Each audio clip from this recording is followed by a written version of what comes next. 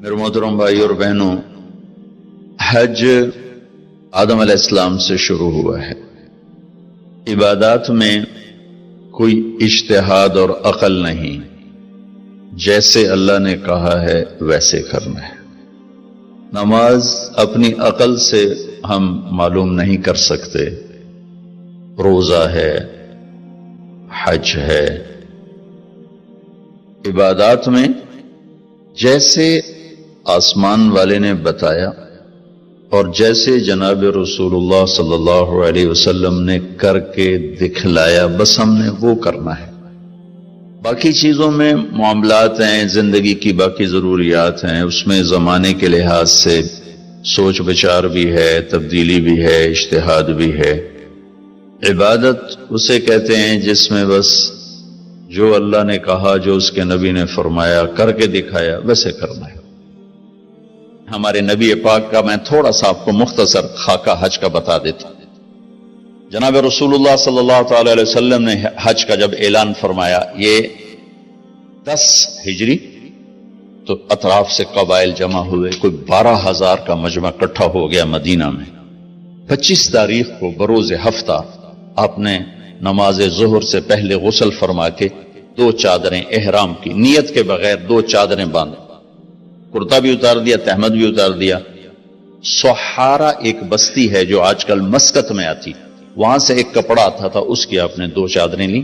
پھر آپ نے ظہر کی نماز کے بعد اپنے پورے قافلے کو لیا، ذوالحلیفہ جس کو آج کل ابیار علی کہتے ہیں، یہاں آپ نے آ کر قیام فرمایا، اور عصر، مغرب، عشاء اور فجر اور ظہر 5 نمازیں آپ نے یہاں ادا فرمائیں۔ آپ گزر رہے تھے کہ جبریل ہے کہ یا رسول اللہ، اللہ فرما رہے ہیں یہ پاک وادی ہے، یہاں آپ قیام فرمائیں۔ ایک رات کی قیام کے بعد صبح آپ نے فجر کی نماز کے بعد غسل فرمایا، خوشبو لگائی، اپنے بالوں کو تیل لگایا، پھر شہد لگایا۔ شہد گوند کا کام دیتا ہے، چونکہ اب ننگے سر جانا تھا تو بال بڑے تھے آپ کے، شانوں تک آئے ہوئے تھے، تو آپ نے ان کو شہد لگا کے نا وہ جوڑ دیا، آپس میں جوڑ دیا۔ اور عائشہ رضی اللہ تعالیٰ نے آپ کو خوشبو لگائی۔ جسم پہ خوشبو لگا سکتے ہیں احرام سے پہلے، احرام کے کپڑے کو نہیں، جسم پہ خوشبو لگا سکتے ہیں احرام کی نیت کرنے سے پہلے۔ بالوں میں، مانگ میں آپ نے خوشبو لگائی۔ پھر اس کے بعد آپ نے ظہر کی نماز ادا فرمائی اور آپ اونٹنی پہ سوار ہوئے اور قبلہ رخ ہو کر آپ نے کہا لبیک حجۃ اللہم لبیک، آپ نے حج کا احرام باندھا۔ تو جبریل آئے کہ یا رسول اللہ، اللہ تعالیٰ فرما رہے ہیں عمرے کو شامل فرمائے۔ وہاں سے آپ چلے، آپ کے ساتھ کوئی 12,000 کا مجمع تھا، اور آپ ملل میں آپ نے قیام فرمایا۔ ملل سے نکلے اور روحا میں پہنچے۔ روحا میں کنواں ہے، وہاں 70 نبیوں نے قیام کیا ہے حج کے دوران، حج پر جاتے اور آتے ہوئے۔ وہاں آپ نے بھی قیام فرمایا، رات بھی ٹھہرے۔ روحا سے چل کر آپ افایا پہنچے، افایا سے عرج پہنچے، عرج سے ابوا پہنچے۔ ابوا پہنچے تو سامنے بستی تھی جہاں آپ کے سارے انتظام کیے گئے تھے رہائش کے، اور یہ قافلہ 12,000 کا اب 60-70,000 کا ہو چکا تھا۔ تو ابوا میں آپ کی والدہ کی قبر ہے، حضرت آمنہ رضی اللہ تعالیٰ عنہ کی قبر مبارک ہے۔ تو آپ سڑک سے یوں ہٹ گئے، اندر پہاڑوں میں چلے گئے۔ اکثر مجمع تو نیا تھا، انہیں نہیں سمجھ میں آیا کہ اللہ کے نبی اندر کہاں جا رہے ہیں۔ چندے کو پتا تھا کہ آپ کہاں جا رہے ہیں، تو آپ چلتے چلتے چلتے چلتے چلتے ایک جگہ اپنے اونٹنی کو بٹھایا، کوئی وہ 70-80 فٹ اونچا پہاڑ ہے، تو وہاں سے آپ اوپر چڑھے۔ یہ اپریل کا مہینہ تھا اور ماں کی قبر کے سرانے تشریف لائے، اور یوں اپنے گھٹنے اٹھائے اور ہاتھ یہاں رکھے اور سر یہاں دیا، یہ پوزیشن بنائی جیسے چھوٹے بچے بناتے، اور پھر جوں سرہانے بیٹھ کے رونا شروع کیا۔ صدمہ تو چند دنوں بعد بھول جاتا، میں اب اپنی ماں کے یاد میں رونا بھی چاہوں تو رونا نہیں آتا، اپنے باپ کی یاد میں رونا بھی چاہوں تو رونا نہیں آتا۔ اور میرے نبی کو 57 برس گزر چکے تھے ماں کے گئے ہوئے، تو وہ 57 سال پرانا درد ابھی زخم بھرا نہیں، آپ اس پوزیشن میں بیٹھے اور اتنا روئے کہ سارا رواں آپ کا آنکھ بن کے رو رہا تھا، وہ ساری داڑھی آپ کی آنسوں سے تر ہو گئی، اور آپ نے آگے جانے سے انکار کر دیا کہ میں آج رات اپنی ماں کے پاس ٹھہروں گا۔ آپ نے رات وہیں گزاری۔ کیا رات تھی! اب وہاں سے چلے تو آپ عصفان پہنچے۔ عصفان تھے تو آپ نے کہا ابوبکر یہ کون سی جگہ ہے؟ کہا جو عصفان۔ کہا میں دیکھ رہا ہوں ہود اور صالح علیہ السلام گزر رہے ہیں اس وادی سے، لبیک کہتے ہوئے حج کو جا رہے ہیں۔ عصفان سے آپ مرہ زہران پہنچے، پھر وہاں سے آپ صرف پہنچے، پھر وہاں سے آپ تنعیم پہنچے۔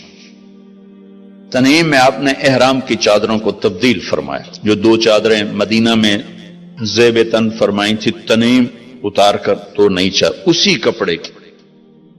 پھر مکہ کے ٹاپ سے آپ انٹر ہوئے اور بیر زی طوا کے کنویں پر آ کر آپ نے قیام فرمایا۔ یہ ہے اتوار کی رات، 25 کو چلے اور 4 کی رات کو، یہ مہینہ 29 کا تھا، تو 4 کی رات کو آپ مکے پہنچ گئے۔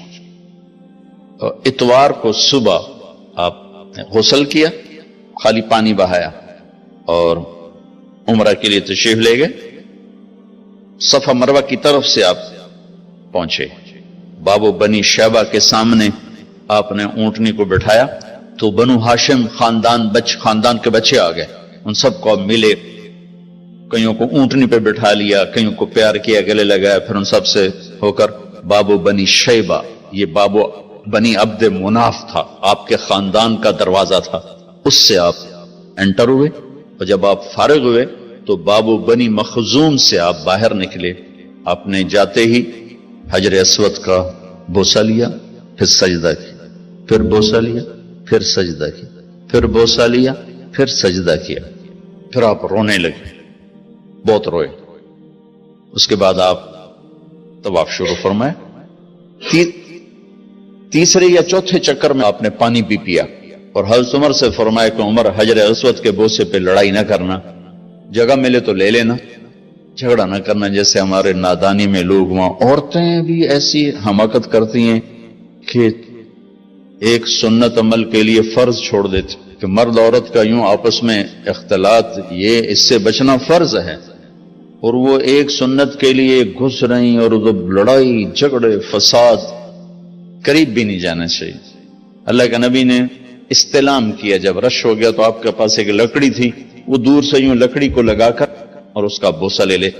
پہلا آپ نے بوسہ لیا، اس کے بعد رش ہو گیا تو پھر آپ نے ہر دفعہ بوسہ ایک دفعہ بوسہ لیا، اس کے بعد آپ کے پاس ایک لکڑی تھی، اس لکڑی کو آپ یوں چھوتے تھے اور حجر اسود کو، اور اس کا بوسہ لے لیتے تھے۔